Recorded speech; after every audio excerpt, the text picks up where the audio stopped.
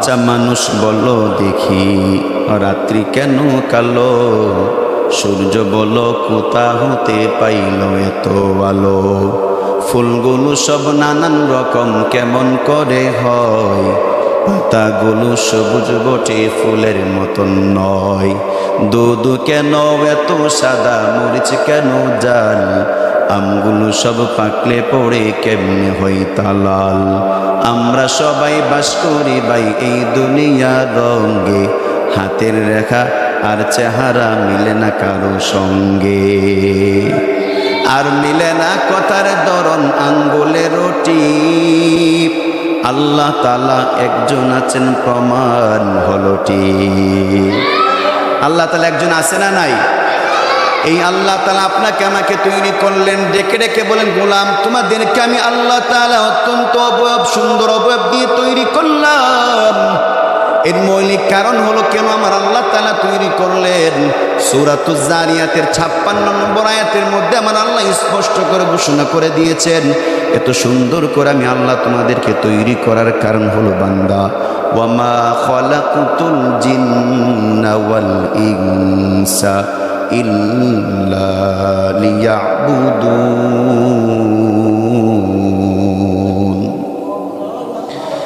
আল্লাহ বলেন আমি আল্লাহ তোমাদেরকে এবং জিন জাতি সবাইকে সৃষ্টি করলাম একমাত্র আমি আল্লাহর ইবাদত এবং দাসত্ব করার জন্য। তোমার মাথাকে আমি আল্লাহ এত পাওয়ারফুল করে বানাইলাম বান্দা, যে পরিমাণ নার্ভ এবং রক আমি আল্লাহ মাথাকে, এই মাথার মধ্যে স্তর করে আমি আল্লাহ সাজিয়েছি।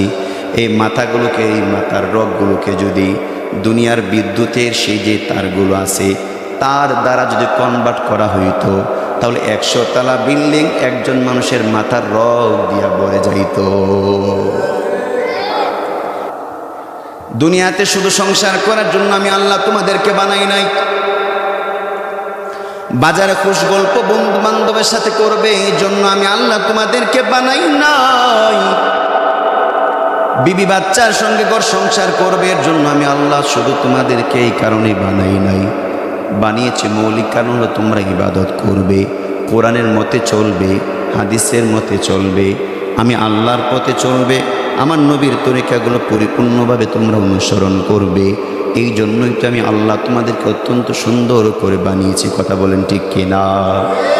আল কোরআনের পথ এই পথই আসল পথ, অন্য পথে অন্য মতে নেই যে রহমত। আল কোরআনের পথ এই পথই আসল পথ, কোরআনের পথে চললে সুখী হওয়া যায়, কোরআনকে না মানলে বান্দা দুঃখী বনে যায়। কোরআনের পথে চললে জান্নাতি হওয়া যায়, কোরআনকে না মানলে জাহান্নামী বনে যায়। দুনিয়া তো আসবে কষ্ট মুসিবত, কষ্ট মুসিবত, আল কোরআনের পথ এই পথই আসল পথ, অন্য পথে অন্য মতে নেই যে রহমত। আল কোরআনের পথ এই পথই আসল পথ। কথা বলেন ঠিক কিনা? তিনি বলছেন, রাসূল সাল্লাল্লাহু আলাইহি সাল্লাম ঘোষণা করেছেন এইভাবে, ক্বালা রাসূলুল্লাহ সাল্লাল্লাহু আলাইহি ওয়াসাল্লাম, ইন্নাল আবদা ইযা আখতাআ খাতিআ নুকিতাত ফি কলবিহি নুকতাতুন সাউদা।